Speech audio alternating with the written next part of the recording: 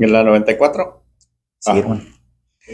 Dice, la limpieza ritual de los objetos sagrados en el sistema levítico enseña profundas verdades teológicas sobre la santidad de Dios y la gravedad del pecado, la contaminación causada por los pecados del pueblo.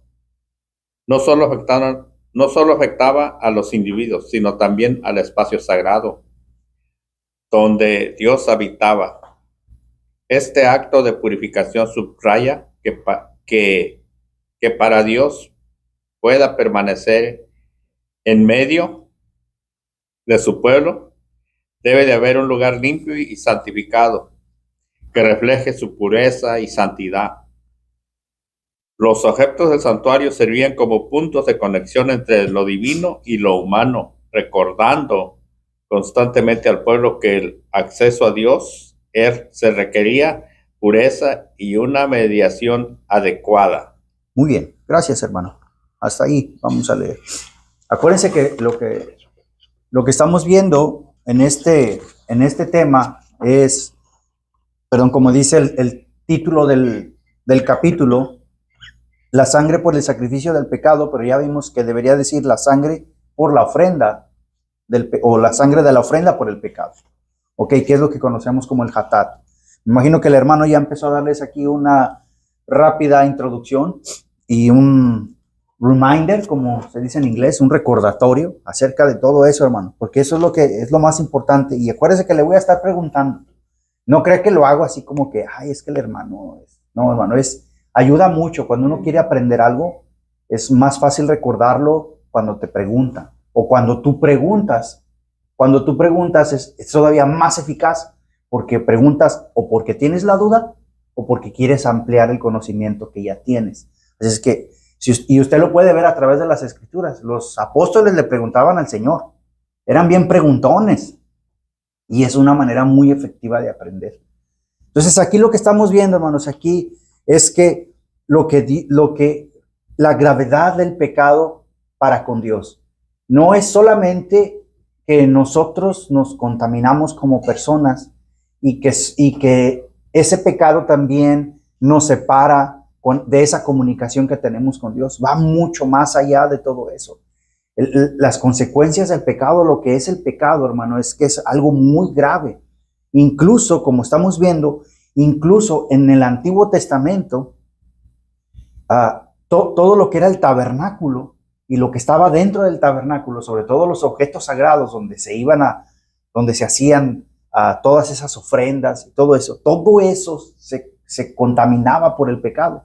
Entonces lo que Dios demandaba era que incluso ese lugar tenía que estar limpio. Yo le ponía el ejemplo. Si usted va a invitar al mayor de la ciudad donde usted vive, o al gobernador, ¿verdad? En este caso, al gobernador de Texas, usted no quiere recibirlo en su casa, con su casa toda sucia. ¿Verdad que no? Yo creo que sería un poquito vergonzoso para usted como familia, como ama de casa o como jefe de casa. Sería vergonzoso, ¿no? O sea, sentiría mal. Híjole, ¿no? ¿Cómo se siente cuando de pronto aquí no se usa mucho eso? Pero en México sí. En México le caen de sorpresa, sin avisar. Aquí no, aquí por cultura vas a visitar a alguien, regularmente avisas. En México no. En México puede estar usted a punto de salir a algún lugar y llega y le caen visitas. Y muchas veces pues tenemos la casa patas para arriba, ¿verdad? Entonces, mi punto es de que todo eso, hermanos, imagínenselo al nivel espiritual, a nivel de lo que Dios demanda. Entonces, realmente nuestro pecado y el pecado del pueblo de Israel en esta época, que no es lo mismo, siguen siendo personas, afectaba ese lugar y afectaba todos los utensilios que estaban ahí, principalmente los altares, que es lo que estamos viendo, los altares. ¿Y cuántos altares había según hemos estudiado, hermanos? 3. ¿O cuántos lugares había? 3, gracias, hermano. ¿Cuáles eran cada uno de ellos? ¿Cuál era el primero? Altar de bronce. El altar de bronce. Y luego después del altar de bronce. Perdón, hermana Marina. El altar de oro. Y luego finalmente estaba el que comienza con pro y termina con ciatorio. propiciatorio. Gracias, hermano. El tabernáculo era todo, ¿verdad, hermano? El tabernáculo era toda la tienda, era como decir, era todo el templo. Ajá, Sí, todo el- oye, era todo el templo. No. Era todo el templo. No hay que confundirlo con la Ajá. palabra iglesia. Iglesia es otra. La iglesia somos usted y yo. La iglesia no es el edificio. La iglesia somos usted y yo. Cometemos ese error, obviamente, por culturalmente al lugar de congregación. Dijimos, voy a la iglesia. Pero la palabra que decía, voy a la congregación o voy al templo. Sí, la iglesia somos nosotros. Pero aquí estamos en el contexto del Antiguo Testamento. El tabernáculo era esa tienda que quitaban, volvían a poner y que según se iba moviendo Dios en ese torbellino, acuérdense que si ese torbellino de fuego se quedaba ahí llegaban y ahí se plantaban. En el momento que se empezaba a mover, a quitar todo y a moverse, se movían al siguiente punto. Entonces ya vimos, eran estos tres lugares donde se hacían estas ofrendas, ¿verdad? Entonces era quién podía llegar o quién presentaba las ofrendas o quiénes eran los que llegaban a presentar esas ofrendas al altar de bronce. ¿Quiénes eran? ¿Qué tipo de personas eran las que podían acercarse hasta el altar de bronce, según hasta lo que hemos estudiado? Sacerdotes. No, ¿quién No. era el que ofrece, el que llevaba la ofrenda? ¿Quién era No. la persona que llevaba la ofrenda al altar de bronce?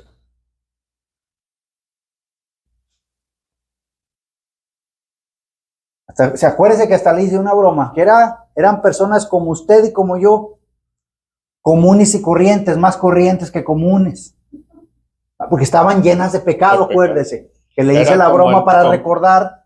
El altar de bronce, ¿quiénes llegaban entonces? Las personas comunes y el pueblo en general. El pueblo en general. Los que iban a Los que iban a hacer sus ofrendas. Y luego después en el altar de oro, ¿quiénes tenían ese privilegio de poder llegar hasta el altar de oro? los sacerdotes. Los sacerdotes. Y luego finalmente, ¿quién era el que tenía el privilegio de entrar hasta el propiciatorio? El sumo sacerdote. El sumo sacerdote. El sumo sacerdote.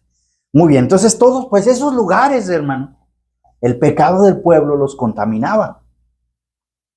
Contaminaban. Y obviamente así, cada sucesivamente lugar tenían que purificarse y por eso tenían que entrar hasta esos lugares. Entonces vamos ahí al número 3 donde dice, la consagración de los sacerdotes, purificación del altar. Dice, en la consagración de Aarón y sus hijos, acuérdense, que para que pudiera ser usted sacerdote, tenía que ser de la descendencia de Aarón. Y Aarón era del pueblo empieza con Le y termina con Vi. Levítico De Leví, el pueblo de Leví, hermanos, el pueblo de Leví. Ellos eran los encargados, ellos no tenían heredad, hermano. Ellos no tenían tierras, ellos no tenían casas. O sea, Dios no les había dado, este lugar va a ser para ustedes. No, su heredad de ellos era servir al Señor. Las otras tribus sí tenían heredad, pero el pueblo de Leví no, era el encargado. Para que, mire, a mí me gusta mucho verlo relacionándolo como se mueve la iglesia actualmente. Por ejemplo, el pueblo la iglesia como tal, somos los encargados, ¿verdad?, de anunciar el evangelio. Una persona que no conoce el evangelio, pues no lo va a poder anunciar. ¿Ok? Pues en esta época, los que estaban encargados de conocer, los que sabían cómo se tenían que hacer cada uno de los rituales, eran el pueblo de Leví. A ellos se les entrenaba para eso. Cómo se tenían que poner, cómo la gente que estaba encargada de limpiar, la gente que estaba encargada de montar y desmontar el tabernáculo, era el pueblo de Leví. Pero aquí llegamos con Aarón. ¿Y quién era Aarón? Preguntas básicas, hermanos. Esta es Biblia 1.0.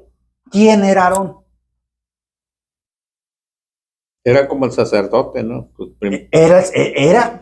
No era como el sacerdote, era el sumo sacerdote. Era el sumo. De hecho, él fue el primer sumo sacerdote, como tal. Ok, ya cuando Dios establece cómo se tiene que llevar a cabo todo el sistema, Aarón es el sumo sacerdote. ¿Ok? Antes de Aarón, fíjense bien la pregunta que le voy a hacer. Antes de que fuese Aarón, ¿quién hacía esas funciones de representante entre Dios y el pueblo de Israel? Moisés. Moisés. Entonces, ¿qué eran Aarón y Moisés? Ellos, sanguíneamente hablando. Sumo sacerdote y... No, sanguíneamente hablando. De sangre, ¿qué eran ellos? Eran familiares. No eran como de la misma tribu, ¿no? No. Eran más que eso, hermano. No solamente eran familiares, ¿qué eran?